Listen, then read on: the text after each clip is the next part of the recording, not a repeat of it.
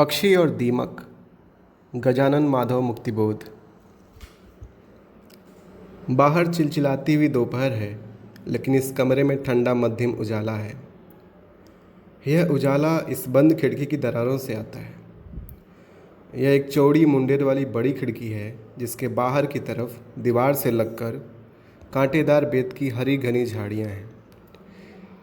इनके ऊपर एक जंगली बेल चढ़कर फैल गई है और उसने आसमानी रंग के गिलास जैसे अपने फूल प्रदर्शित कर रखे हैं। दूर से देखने वाले को लगेगा कि वे उस बेल के फूल नहीं हैं, वरन बेत की झाड़ियों के अपने फूल हैं। किंतु इससे भी आश्चर्यजनक बात यह है कि उस लता ने अपनी घुमावदार चाल से न केवल बेत की डालों को उनके कांटों से बचते हुए जकड़ रखा है, वरन उसके कंटक रोमों वाले पत्तों के एक एक हरे फीते को समेट कर कस कर उनकी एक रस्सी सी बना डाली है और उस पूरी झाड़ी पर अपने फूल बिखराते छिटकाते हुए उन सौंदर्य प्रतीकों को सूरज और चांद के सामने कर दिया है। लेकिन इस खिड़की को मुझे अक्सर बंद रखना पड़ता है। छत्तीसगढ़ के इस इलाके में मौसम बेमौसम आंधी नुमा हवाएं चलती हैं। उन्होंने मेरी खिड़की के बंद पल्लों को ढीला कर डाला है।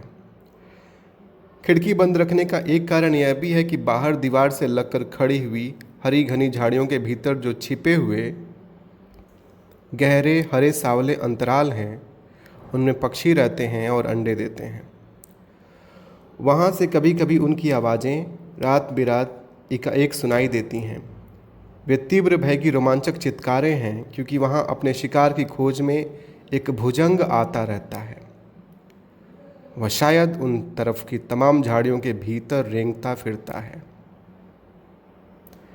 एक रात इसी खिड़की में से एक भुजंग मेरे कमरे में भी आया। वह लगभग 3 फीट लंबा अजगर था। खूब खा पी करके सुस्त होकर वो खिड़की के पास मेरी साइकिल पर लेटा हुआ था। उसका मुंह कैरियर पर जिस्म की लपेट में छिपा हुआ था और पूंछ चमकदार हैंडल से लिपटी हुई थी। कैरियर से लेकर हैंडल तक की सारी लंबाई को उसने अपने देह वलयों से कस लिया था। उसकी वह काली लंबी चिकनी देह आतंक उत्पन्न करती थी। हमने बड़ी मुश्किल से उसके मुंह को शिनाख्त किया और फिर एकाएक फिनाइल से उस पर हमला करके उसे बेहोश कर डाला। रोमांचपूर्ण थे हमारे वे व्याकुल आक्रमण। गहरे भय की सनसनी में अपनी कायरता का बोध करते हुए हम लोग निर्दयतापूर्वक उसकी छटपटाती देह को लाठियों से मारे जा रहे थे। उसे मरा हुआ जान हम उसका अग्नि संस्कार करने लग गए। मिट्टी के तेल की पीली गेरी ऊंची लपक उठाते हुए कंडों की आग में पड़ा हुआ वह ढीला नाग शरीर अपनी बची खुची चेतना समेट कर इतनी जोर से ऊपर उछला कि घेरा डालकर खड़े हुए हम लोग हैरत में आकर एक कदम पीछे हट गए। उसके बाद रात भर सांप की ही चर्चा होती रही। इसी खिड़की से लगभग 6 गज दूर बेंत की झाड़ियों के उस पार एक तालाब है। बड़ा भारी तालाब, आसमान का लंबा चौड़ा आईना जो थरथराते हुए मुस्कुराता है और उसकी थरथराहट पर किरणें नाचती रहती हैं। मेरे कमरे में जो प्रकाश आता है वह इन लहरों पर नाचती हुई किरणों का उछल कर आया हुआ प्रकाश है। खिड़की की लंबी दरारों में से गुजर कर वह प्रकाश सामने की दीवार पर चौड़ी मुंडेर के नीचे सुंदर झलमलाती हुई आकृतियां बनाता है। मेरी दृष्टि उस प्रकाश कंप की ओर लगी हुई है। एक क्षण में उसकी अनगिनत लहरें नाचे जा रही हैं। कितना उद्दाम, कितना तीव्र वेग है उन झिलमिलाती लहरों में। मैं मुग्ध हूँ कि बाहर के लहराते तालाब ने किरणों की सहायता से अपने कंपों की प्रति छवि मेरी दीवार पर आंक दी है। काश ऐसी भी कोई मशीन होती जो दूसरों के हृदय कंपनों को, उनकी मानसिक हलचलों को मेरे मन के पर्दे पर चित्र रूप में उपस्थित कर सकती। उदाहरणतः मेरे सामने इसी पलंग पर वह जो नारी मूर्ति बैठी है, उसके व्यक्तित्व के रहस्य को मैं जानना चाहता हूँ। वैसे उसके बारे में जितनी गहरी जानकारी मुझे है शायद और किसी को नहीं। इस धुंधले अंधेरे कमरे में वह मुझे सुंदर दिखाई दे रही है। दीवार पर गिरे हुए प्रत्यावर्तित प्रकाश का पुनः प्रत्यावर्तित प्रकाश नीली चूड़ियों वाले हाथों में थमे हुए उपन्यास के पन्नों पर, ध्यान मग्न कपोलों पर और आसमानी आंचल पर फैला हुआ है। यद्यपि इस समय हम दोनों अलग अलग दुनिया में, वह उपन्यास के जगत में और मैं अपने ख्यालों के रास्तों पर घूम रहे हैं, फिर भी इस अकेले धुंधले कमरे में गहन साहचर्य के संबंध सूत्र तड़प रहे हैं और महसूस किए जा रहे हैं। बावजूद इसके यह कहना ही होगा कि मुझे इसमें रोमांस नहीं दिखता। मेरे सिर का दाहिना हिस्सा सफ़ेद हो चुका है। अब तो मैं केवल आश्रय का अभिलाषी हूँ, ऊष्मापूर्ण आश्रय का। फिर भी मुझे शंका है। यौवन के मोह स्वप्न उद्दाम आत्मविश्वास अब मुझ में नहीं हो सकता। एक वयस्क पुरुष का अविवाहिता वयस्का स्त्री से प्रेम भी अजीब होता है। उसमें उद्बुद्ध इच्छा के आग्रह के साथ साथ जो अनुभवपूर्ण ज्ञान का प्रकाश होता है, वह पल पल पर शंका और संदेह को उत्पन्न करता है। श्यामला के बारे में मुझे शंका रहती है। वह ठोस बातों की बारीकियों का बड़ा आदर करती है। वह व्यवहार की कसौटी पर मनुष्य को परखती है। वह मुझे अखरता है। उसमें मुझे एक ठंडा पथरीलापन मालूम होता है। गीले सपनीले रंगों का श्यामला में सचमुच अभाव है।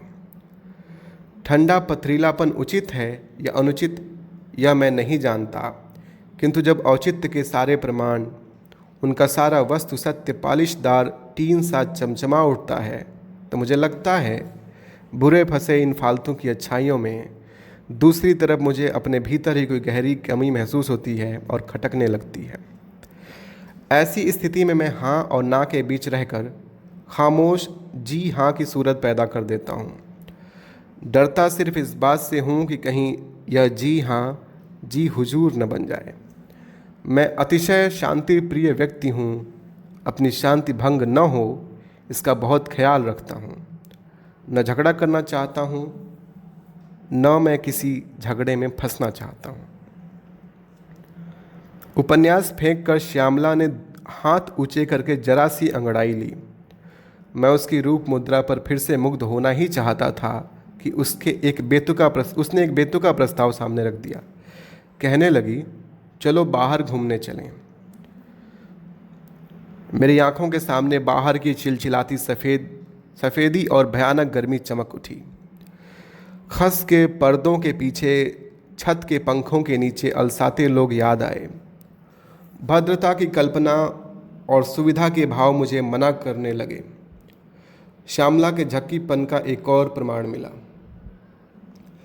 उसने मुझे एक क्षण आंखों से तौला और फैसले के ढंग से कहा, खैर मैं तो जाती हूँ, देख कर चली जाऊँगी, बता दूँगी। लेकिन चंद मिनटों बाद मैंने अपने को चुपचाप उसके पीछे चलते हुए पाया। तब दिल में एक अजीब झोल महसूस हो रहा था। दिमाग के भीतर सिकुड़न सी पड़ गई थी। पतलून भी ढीला ढाला लग रहा था। कमीज़ के कॉलर भी उल्टे सीधे रहे होंगे। बाल अनसंवरे थे ही। पैरों को किसी न किसी तरह आगे ढकेले जा रहा था।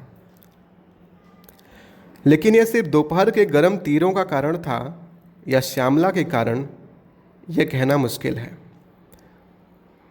उसने पीछे मुड़कर मेरी तरफ देखा और दिलासा देती हुई आवाज़ में कहा, स्कूल का मैदान ज़्यादा दूर नहीं है।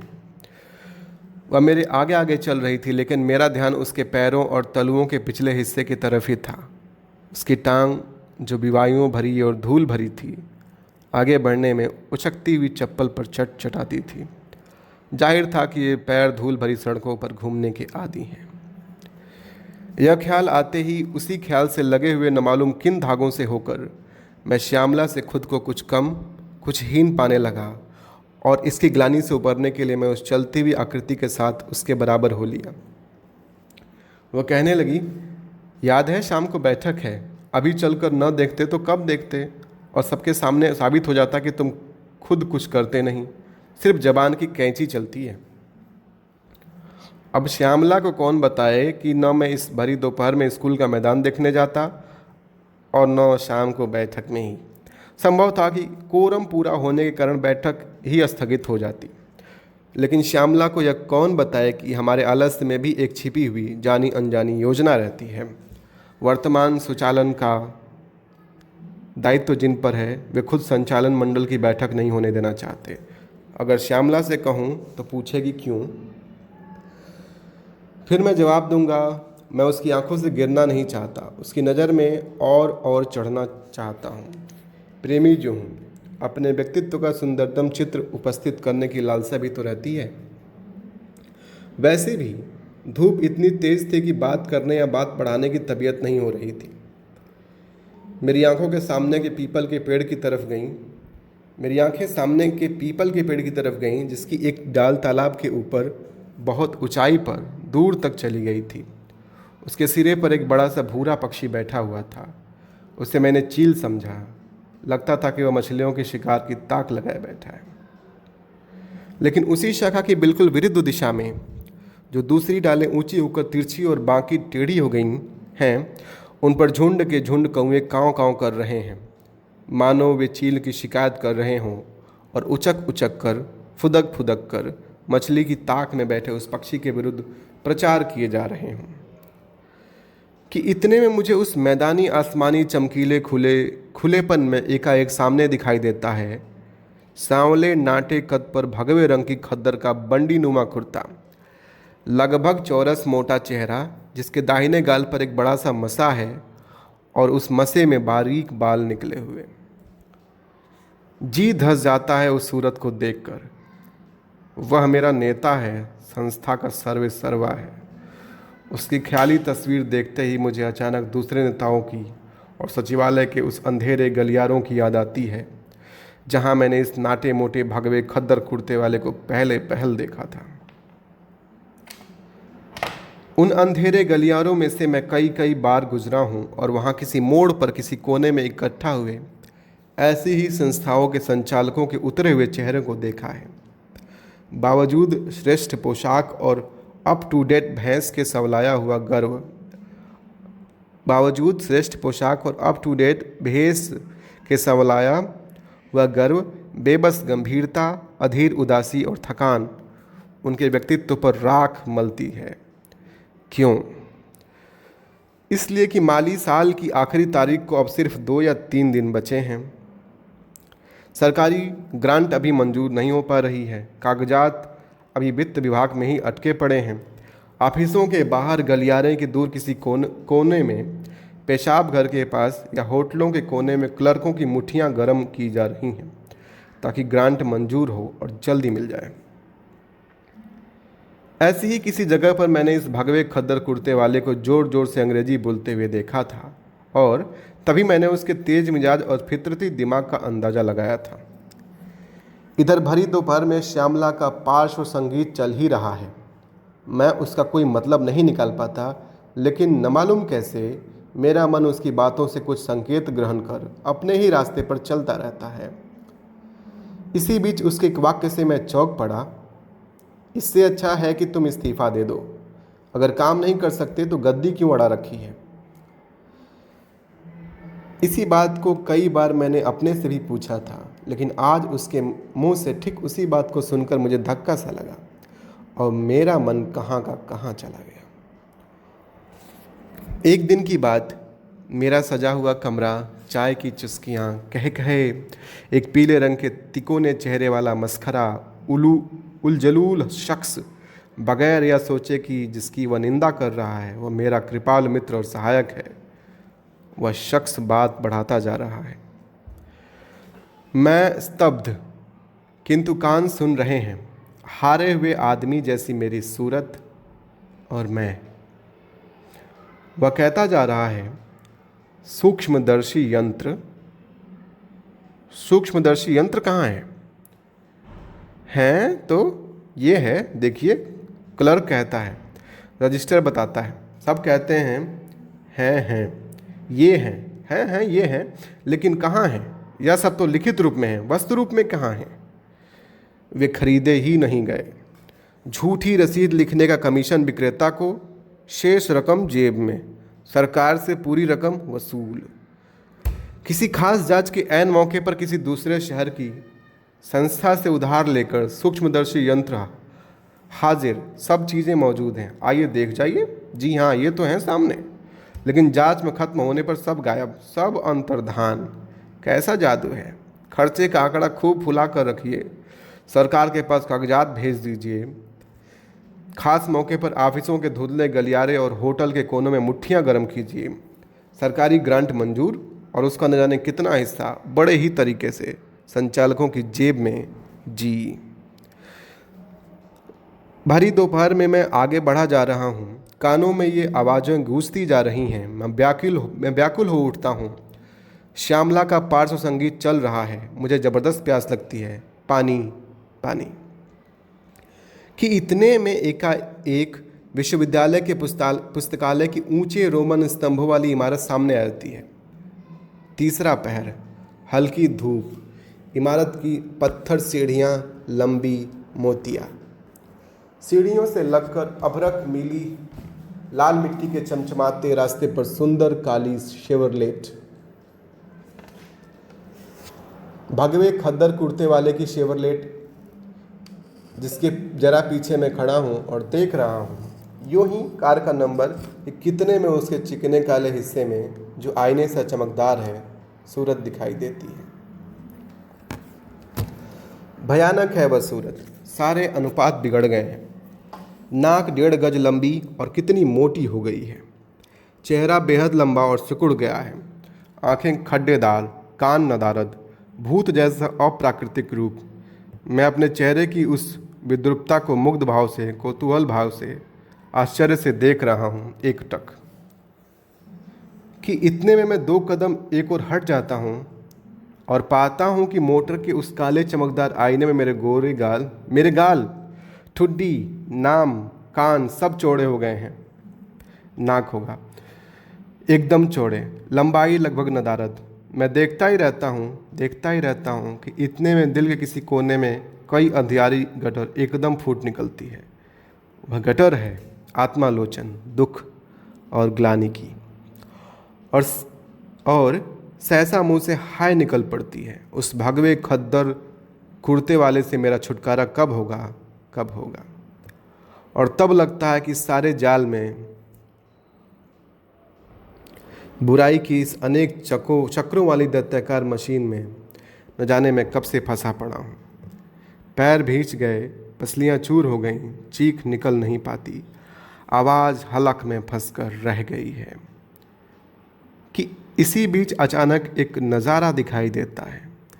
रोमन स्तंभों वाली विश्वविद्यालय के पुस्तकालय की ऊंची लंबी मोतिया सीढ़ियों पर से उतर रही है एक आत्मविश्वासपूर्ण गौरवमय नारी मूर्ति। वह किरणीली मुस्कान मेरी ओर फेंकती सी दिखाई देती है। मैं इस स्थिति में नहीं हूं कि उसका स्वागत कर सकूं। मैं बदहवास हो उठता हूं। वह धीमे धीमे मेरे पास आती है, अभ्यर्थनापूर्ण मुस्कुराहट के साथ कहती है, पढ़ी है आपने यह पुस्तक? काली जिल्द पर सुनहले रोमन अक्षरों में लिखा है, आई विल नॉट रेस्ट। मैं साफ झूठ बोल जाता हूँ। हाँ, पढ़ी है, बहुत पहले। लेकिन मुझे महसूस होता है कि मेरे चेहरे पर से तेलिया पसीना निकल रहा है। मैं बार बार मुंह पोंछता हूँ रुमाल से। बालों के नीचे ललाट, हाँ ललाट, यह शब्द मुझे अच्छा लगता है। ललाट को रगड़ रगड़ कर साफ करता हूँ। और फिर दूर एक पेड़ के नीचे इधर आते हुए भगवे खद्दर कुर्ते वाले की आकृति को देखकर श्यामला से कहता हूँ, अच्छा मैं जरा उधर जा रहा हूँ, फिर भेंट होगी। और सभ्यता के तकाजे से मैं उसके लिए नमस्कार के रूप में मुस्कुराने की चेष्टा करता हूँ। पेड़ अजीब पेड़ है, यहाँ रुका जा सकता है। बहुत पुराना पेड़ है जिसकी जड़ें उखड़कर बीच में से टूट गई हैं और साबित है उनके आसपास की मिट्टी खिसक गई है, इसलिए वे उभर कर ऐंठी हुई सी लगती हैं। पेड़ क्या है, लगभग ठूंठ है जिसकी शाखाएं काट डाली गई हैं। लेकिन कटी हुई बाहों वाले उस पेड़ में से नई डालें निकलकर हवा में खेल रही हैं। उन डालों में कोमल कोमल हरी पत्तियां झालर सी दिखाई देती हैं। पेड़ के मोटे तने में से जगह जगह ताज़ा गोंद निकल रहा है। गोंद की सावली कथई गठाने मज़े में देखी जा सकती हैं। अजीब पेड़ है, अजीब, शायद यह अच्छाई का पेड़ है। इसलिए कि एक दिन शाम की मोतिया गुलाबी आभा में मैंने एक युवक युवती को इस पेड़ के तले ऊंची उठी हुई उभरी हुई जड़ पर आराम से बैठे हुए पाया था। संभवतः वे अपने अत्यंत आत्मीय क्षणों में डूबे हुए थे। मुझे देखकर युवक ने आदरपूर्वक नमस्कार किया। लड़की ने भी मुझे देखा और झेंप गई। हल्के झटके से उसने अपने मुंह दूसरी ओर कर लिया, लेकिन उसकी झेपती हुई ललाई मेरे नज़रों से न बच सकी। इस प्रेम मुग्ध को देखकर मैं भी एक विचित्र आनंद में डूब गया। उन्हें निरापद करने के लिए जल्दी जल्दी पैर बढ़ाता हुआ मैं वहाँ से 9-10-11 हो गया।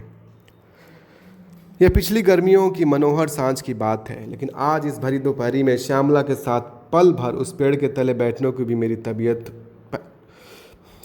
लेकिन आज इस भरी दोपहरी में श्यामला के साथ पल भर उस पेड़ के तले बैठने को मेरी भी तबीयत हुई। बहुत ही छोटी और भोली इच्छा है यह, लेकिन मुझे लगा कि शायद श्यामला मेरे सुझाव को नहीं मानेगी। स्कूल मैदान पहुंचने की उसे जल्दी जो है, कहने की मेरी हिम्मत ही नहीं हुई। लेकिन दूसरे क्षण आप मेरे पैर उस ओर बढ़ने लगे और ठीक उसी जगह मैं भी जाकर बैठ गया जहाँ एक साल पहले वह युग्म बैठा था। देखता क्या हूँ, श्यामला भी आकर बैठ गई है। तब वो कह रही थी, सचमुच बड़ी गर्म दोपहर है। सामने मैदान ही मैदान है, भूरे मटमैले। उन पर सिरस और शीशम के छायादार विराम चिन्ह खड़े हैं। मैं लुब्ध और मुग्ध होकर उनकी गहरी घनी छायाएं देखता रहता हूँ। क्योंकि मेरा यह पेड़, यह अच्छाई का पेड़ छाया प्रदान नहीं कर सकता, आश्रय प्रदान नहीं कर सकता, क्योंकि वह जगह जगह काटा गया है। वह तो कटी शाखाओं की दूरियों और अंतरालों में से केवल तीव्र और कष्टप्रद प्रकाश को ही मार्ग दे सकता है। लेकिन मैदानों के इस चिलचिलाते अपार विस्तार में, एक पेड़ के नीचे अकेलेपन में, श्यामला के साथ रहने की यह जो मेरी स्थिति है, उसका अचानक मुझे गहरा बोध हुआ। लगा कि श्यामला मेरी है और वह भी इसी भांति चिलमिलाते गर्म तत्वों से बनी हुई नारी मूर्ति है। गर्म बफती हुई मिट्टी सा चिलमिलाता हुआ उसमें अपनापन है। तो क्या आज ही अगली अनगिनत गर्म दोपहरियों के पहले, आज ही अगले कदम उठाए जाने के पहले, इसी समय उसके सामने अपने दिल की गहरी छिपी हुई तहें और सतहें खोलकर रख दूं, कि जिससे आगे चलकर उसे गलतफहमी में रखने, उसे धोखे में रखने का अपराधी न बनूं। कि इतने में मेरी आंखों के सामने फिर उसी भगवे खद्दर कुर्ते वाले की तस्वीर चमक उठी। मैं व्याकुल हो गया और उससे छुटकारा चाहने लगा। तो फिर आत्मस्वीकार कैसे करूं, कहाँ से शुरू करूं? लेकिन क्या वह मेरी बातें समझ सकेगी? किसी तनी हुई रस्सी पर वजन साधते हुए चलने का हाँ और ना के बीच में रहकर जिंदगी की उलझनों में फंसने का तजुर्बा उसे कहाँ है? हटाओ कौन कहे। लेकिन वह स्त्री शिक्षिता तो है, बहस भी तो करती है। बहस कर बातों का संबंध न उसके स्वार्थ से होता है न मेरे। उस समय हम लड़ भी तो सकते हैं, और ऐसी लड़ाइयों में कोई स्वार्थी भी तो नहीं होता। सामने अपने दिल की सतहें खोल देने में न मुझे शर्म आ रही है न मेरे सामने उसे। लेकिन वैसा करने में तकलीफ़ तो होती ही है, अजीब और पेचीदा, घूमती घुमाती तकलीफ़। और उस तकलीफ़ को टालने के लिए हम झूठ भी तो बोल देते हैं, सरासर झूठ, सफ़ेद झूठ। लेकिन झूठ से सच्चाई और गहरी हो जाती है, अधिक महत्वपूर्ण और अधिक प्राणवान, मानो वह हमारे लिए और सारी मनुष्यता के लिए विशेष सार रखती हो। ऐसी सतह पर हम भावुक हो जाते हैं, और यह सतह अपने सारे निजीपन में बिल्कुल बेनिजी है, साथ ही मीठी भी।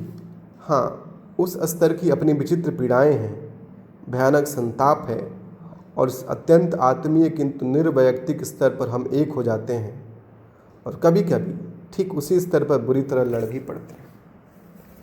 श्यामला ने कहा, उस मैदान को समतल करने में कितना खर्च आएगा? 12,000। उनका अंदाजा क्या है? 20,000। तो बैठक में जाकर समझा दोगे और यह बता दोगे कि कुल मिलाकर 12,000 से ज़्यादा नामुमकिन है? हाँ, उतना मैं कर दूंगा। उतना का क्या मतलब? अब मैं उसे उतना का क्या मतलब बताऊं? साफ है कि उस भगवे खद्दर कुर्ते वाले से मैं दुश्मनी मोल नहीं लेना चाहता। मैं उसके प्रति वफादार रहूँगा क्योंकि मैं उसका आदमी हूँ। भले ही वह बुरा हो, भ्रष्टाचारी हो, किंतु उसी के कारण मैं विश्वास योग्य माना गया हूँ। इसीलिए मैं कई महत्वपूर्ण कमेटियों का सदस्य हूँ। मैंने विरोध भाव से श्यामला की तरफ देखा। वह मेरा रुख देख कर समझ गई। वह कुछ नहीं बोली, लेकिन मानो मैंने उसकी आवाज़ सुन ली हो। श्यामला का चेहरा 4 जनियों जैसा है। उस पर सांवली मोहक दीप्ति का आकर्षण है, किंतु उसकी आवाज़, हाँ आवाज़, वह इतनी सुरीली और मीठी है कि उसे अनसुना करना निहायत मुश्किल है। उस स्वर को सुनकर दुनिया की अच्छी बातें ही याद आ सकती हैं। पता नहीं किस तरह की परेशान पेचीदगी मेरे चेहरे पर झलक उठी कि जिसे देखकर उसने कहा, कहो क्या कहना चाहते हो? यह वाक्य मेरे लिए निर्णायक बन गया। फिर भी अवरोध शेष था। अपने जीवन का सार सत्य अपना गुप्त धन है, उसके गुप्त संघर्ष हैं, उसका अपना एक गुप्त नाटक है। वह प्रकट करते नहीं बनता, फिर भी शायद है कि उसे प्रकट कर देने ये उसका मूल्य बढ़ जाए, उसका कोई विशेष उपयोग हो सके। एक था पक्षी। वह नीले आसमान में खूब ऊंचाई पर उड़ता जा रहा था। उसके साथ उसके पिता और मित्र भी थे। श्यामला मेरे चेहरे की तरफ आश्चर्य से देखने लगी। सब बहुत ऊंचाई पर उड़ने वाले पक्षी थे। उनकी निगाहें भी बड़ी तेज थीं। उन्हें दूर दूर की भनक और दूर दूर की महक भी मिल जाती थी। एक दिन वह नौजवान पक्षी जमीन पर चलती हुई एक बैलगाड़ी को देख लेता है। उसमें बड़े बड़े बोरे भरे हैं। गाड़ी वाला चिल्ला चिल्ला कर कहता है, 2 दीमकें लो, 1 पंख दो। 2 दीमकें लो, 1 पंख दो। उस नौजवान पक्षी को दीमकों का शौक था। वैसे तो ऊंचे उड़ने वाले पक्षियों को हवा में ही बहुत से कीड़े तैरते हुए मिल जाते हैं, जिन्हें खाकर वे अपनी भूख थोड़ी बहुत शांत कर लेते, लेकिन दीमकें सिर्फ ज़मीन पर मिलती थीं।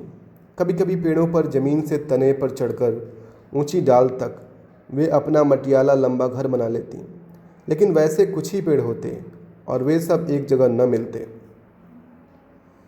नौजवान पक्षी को लगा, यह बहुत बड़ी सुविधा है कि एक आदमी दीमकों को बोरों में भरकर बेच रहा है।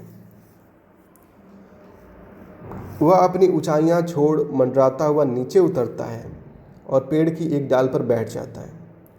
दोनों का सौदा तय हो जाता है।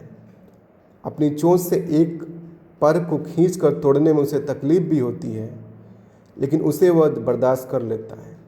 मुंह में बड़े स्वाद के साथ 2 दीमकें दबाकर वो पक्षी फुर्र से उड़ जाता है। कहते कहते मैं थक गया हूँ, शायद सांस लेने के लिए। श्यामला ने पलकें झपकाई और कहा, अब उस पक्षी को गाड़ी वाले से दीमकें खरीदने और एक पर देने में बड़ी आसानी मालूम हुई। वह रोज़ तीसरे पहर नीचे उतरता और गाड़ी वाले को 1 पंख देकर 2 दीमकें खरीद लेता। कुछ दिन तक ऐसा ही चलता रहा। एक दिन उसके पिता ने देख लिया। उसने समझाने की कोशिश की कि बेटे, दीमकें हमारा स्वाभाविक आहार नहीं हैं और उसके लिए अपने पंख तो हरगिज नहीं दिए जा सकते। लेकिन उस नौजवान पक्षी ने बड़े ही गर्व से अपना मुंह दूसरी ओर कर लिया। उसे जमीन पर उतरकर दीमकें खाने की चट लग गई थी। अब उसे न तो दूसरे कीड़े अच्छे लगते, न फल, न अनाज के दाने। दीमकों का शौक अब उस पर हावी हो गया था। श्यामला अपनी फैली हुई आंखों से मुझे देख रही थी। उसकी ऊपर उठी हुई पलकें और भौहें बड़ी ही सुंदर दिखाई दे रही थी। लेकिन ऐसा कितने दिनों तक चलता? उसके पंखों की संख्या लगातार घटती चली गई। अब वह ऊंचाइयों पर अपना संतुलन साध नहीं सकता था, न बहुत समय तक पंख उसे सहारा दे सकते थे। आकाश यात्रा के दौरान उसे जल्दी जल्दी पहाड़ी चट्टानों, गुंबदों और बुर्जों पर हाँफते हुए बैठ जाना पड़ता। इसके परिवार वाले तथा मित्र ऊंचाइयों पर तैरते हुए आगे बढ़ जाते और बहुत पिछड़ जाता। फिर भी दीमक खाने का उसका शौक कम नहीं हुआ। दीमकों के लिए गाड़ीवान को अपने पंख तोड़ तोड़ कर देता रहा। श्यामला गंभीर होकर सुन रही थी। अब की बार उसने हूँ भी नहीं कहा। फिर उसने सोचा कि आसमान में उड़ना ही फिजूल है, वह मूर्खों का काम है। उसकी हालत यह थी कि वह आसमान में उड़ ही नहीं सकता था, वह सिर्फ एक पेड़ से दूसरे पेड़ तक पहुंच पाता।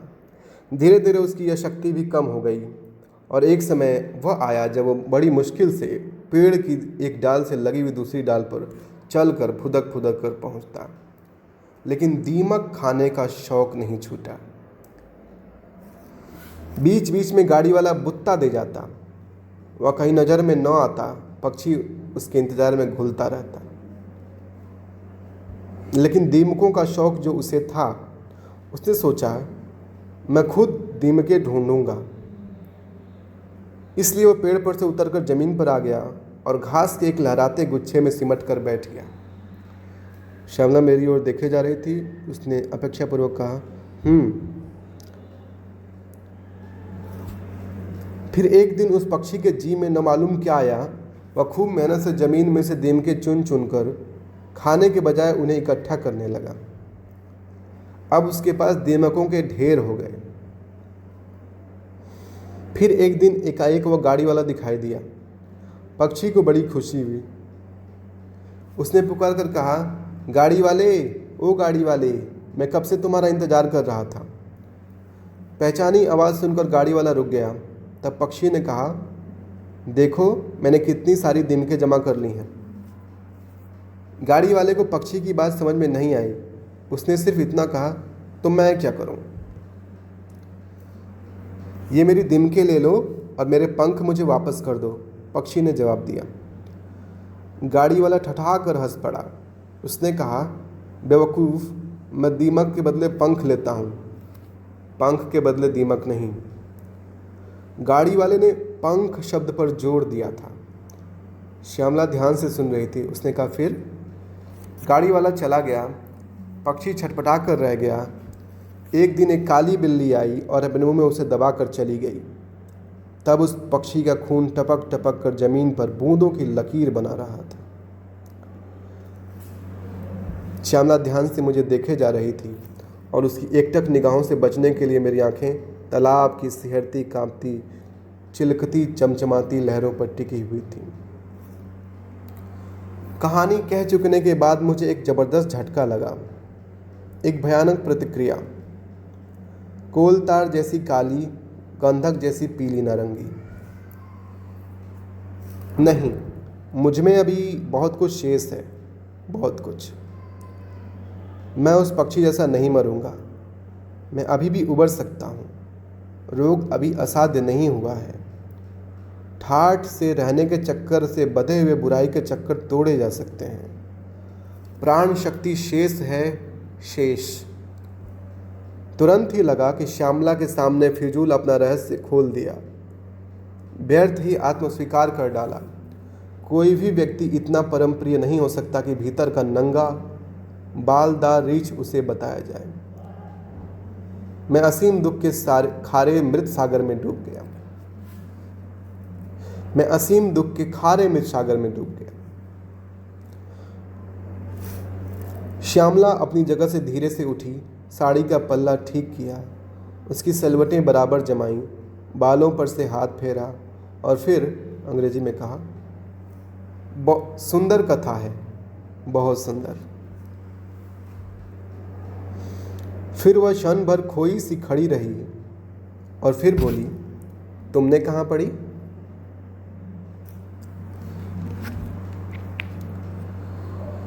मैं अपने ही शून्य में खोया हुआ था। उसी शून्य में से मैंने कहा, पता नहीं, किसी ने सुनाई या मैंने कहीं पढ़ी।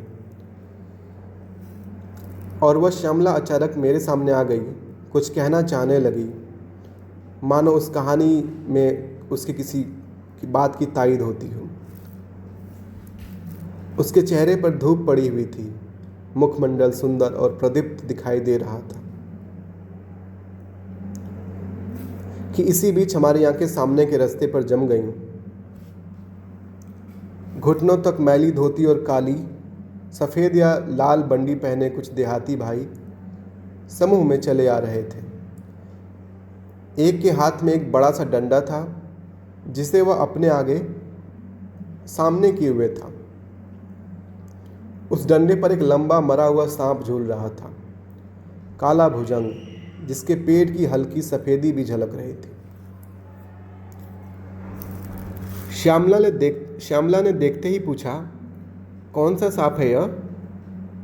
वह ग्रामीण मुख छत्तीसगढ़ी लहजे में चिल्लाया, करेट है भाई, करेट। श्यामला के मुंह से निकल पड़ा, ओफो, करेट तो बड़ा जहरीला सांप होता है। फिर मेरी ओर देखकर कहा, नाग की तो दवा भी निकली है, करेट की तो कोई दवा नहीं। अच्छा किया मार डाला, जहाँ सांप देखो मार डालो, फिर वह पनियल सांप ही क्यों ना हो। और फिर न जाने क्यों मेरे मन में उसका यह वाक्य गूंज उठा, जहाँ सांप देखो मार डालो, और ये शब्द मेरे मन में गूंजते ही चले गए कि इसी बीच रजिस्टर में चढ़े हुए आंकड़ों की एक लंबी मौजान मेरे सामने झूल उठी और गलियारे के अंधेरे कोनों में गर्म होने वाली मुट्ठियों का चोर हाथ। श्यामला ने पलट कर कहा, तुम्हारे कमरे में भी तो सांप घुस आया था, कहाँ से आया था वह? फिर उसने खुद ही जवाब दे लिया, हाँ, वह पास की खिड़की में से आया होगा। खिड़की की बात सुनते ही मेरे सामने बाहर की कांटेदार झाड़ियाँ, बेत की झाड़ियाँ आ गईं, जिसे जंगली बेल ने लपेट रखा था। मेरे खुद के तीखे कांटों के बावजूद क्या श्यामला मुझे इसी तरह लपेट सकेगी? बड़ा ही रोमांटिक ख्याल है, लेकिन कितना भयानक। क्योंकि श्यामला के साथ अगर मुझे ज़िंदगी बसर करनी है तो न मालूम कितने ही भगवे खद्दर कुर्ते वालों से मुझे लड़ना पड़ेगा, जी कड़ा करके लड़ाइयाँ मोल लेनी पड़ेंगी और अपनी आमदनी के जरिए ख़त्म कर देने होंगे। श्यामला का क्या है, वह तो एक गांधीवादी कार्यकर्ता की लड़की है, आदिवासियों की उस कुल्हाड़ी जैसी है जो जंगल में अपने बेईमान और बेवफा साथी का सिर धड़ से अलग कर देती है। बारीक बेईमानियों का सूफियाना अंदाज उसमें कहाँ। किंतु फिर भी आदिवासियों जैसे उस अमिश्रित आदर्शवाद ने मुझे आत्मा का गौरव दिखाई देता है, मनुष्य की महिमा दिखाई देती है, पैने तर्क की अपनी अंतिम प्रभावोत्पादक परिणति का उल्लास दिखाई देता है, और ये सब बातें मेरे हृदय का स्पर्श कर जाती हैं। तो अब मैं इसके लिए क्या करूं? क्या करूं? और जब मुझे सज्जायुक्त भद्रता के मनोहर वातावरण वाला अपना कमरा याद आता है, अपना अकेला धुंधला धुंधला कमरा, उसके एकांत में प्रत्यावर्तित और पुनः प्रत्यावर्तित प्रकाश कोमल वातावरण में मूल रश्मियाँ और उनके उद्गम स्रोतों पर सोचते रहना, ख्यालों की लहरों में बहते रहना, कितना सरल, सुंदर और भद्रतापूर्ण है। उससे न कभी गर्मी लगती है, न पसीना आता है, न कभी कपड़े मैले होते हैं। किंतु प्रकाश के उद्गम के सामने रहना, उसका सामना करना, उसकी चिलचिलाती दोपहर में रास्ता नापते रहना और धूल फांकते रहना कितना त्रासदायक है।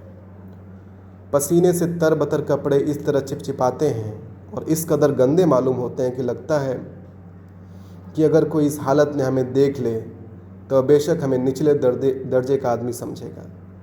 सजे हुए टेबल पर रखे कीमती फाउंटेन पेन जैसे नीरव शब्दांकनवादी हमारे व्यक्तित्व जो बहुत बड़े ही खुशनुमा मालूम होते हैं, किन्हीं महत्वपूर्ण परिवर्तनों के कारण जब वे आंगन में और घर बाहर चलती हुई झाड़ू जैसे काम करने वाले दिखाई दें, तो इस हालत में यदि सड़क छाप समझे जाएं तो इसमें आश्चर्य की ही क्या बात है। लेकिन मैं अब ऐसे कामों की शर्म नहीं करूँगा। जहाँ मेरा हृदय है वहीं मेरा भाग्य है। मैं हूँ अवनीश कुमार यादव। धन्यवाद।